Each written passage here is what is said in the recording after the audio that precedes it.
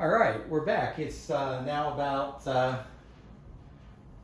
3 o'clock, and so this has been actually about 5 hours, a little longer than I normally do, but we had an interruption that we were going to do the divide and pre-shaping of this dough about an hour ago. But you know, when a friend shows up with some freshly made pate, some artisan foods, you just stop whatever you're doing. So what we're doing first is we're going to kind of separate the dough from the walls of this fermenter here a little bit so that it comes out a little bit easier.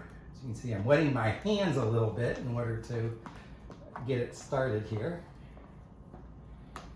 And then we're just going to dump it out and let it take its time to fall out.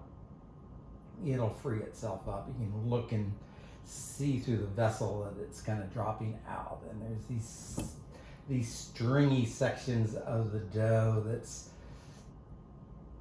sticking and pulling, and it's coming out at a it's coming out. It's almost coming,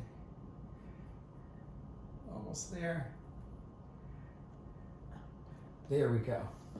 So first thing we need to do is to divide this dough, because we're actually making 2 loaves. And so it's not completely squared off here, but we'll wet the bench scraper here. And then you have to be kind of decisive about separating.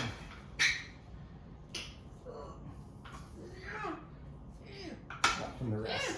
And then what I want to be able to do is, maybe we'll stick a little bit out, but this is doing okay. This is doing good. We're just turning these around. You can almost see how the tension is coming up on the top side of this. And so we will continue to turn this, and it's going to build up some tension, and it's going to get rounder if I'm doing it right. I don't know if the camera is picking that up, but I think it is. I think we're doing all right. Now we got another one here that we're going to try to shape. This is actually shaping much nicer than some of the other doughs I've done, so I'm really pleased with what's going on here. And I'm actually being mindful about what's part is up right now, because it'll get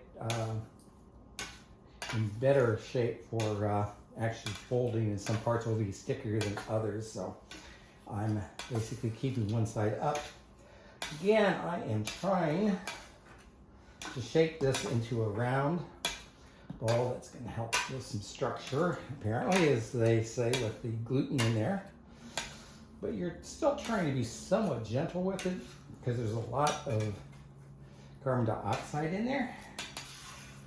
Boy, the first time I did this at this stage here, I just had a gooey mess all over my hands, all over the countertop. So I'm just really pleased with how this is shaping up here. Still want to try to shape this into a round loaf. This won't be the final shaping. This is just to help give it some better structure.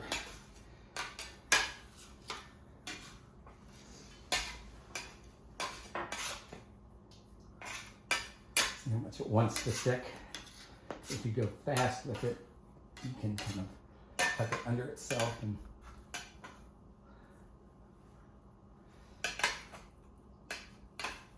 so we've not used any flour for stickiness yet today, but we will in about 20 minutes here.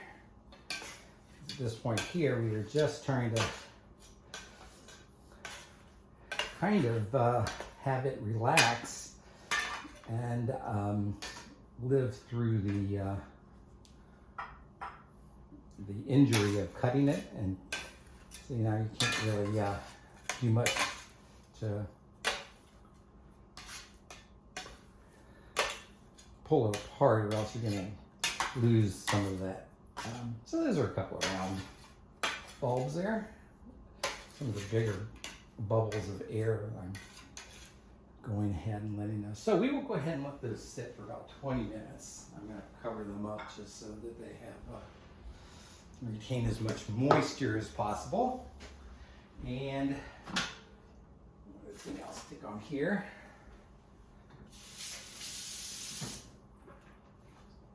Just to keep the moisture intact while that kind of recovers, and it'll flatten out. You'll see the dough will flatten out in the next 10-15 minutes here. And then we'll do the final shaping and we'll stick it into the bannetons.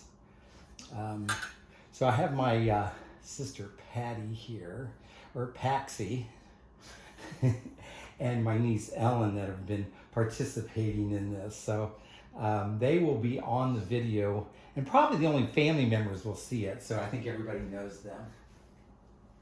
So we can go ahead and shut this off and then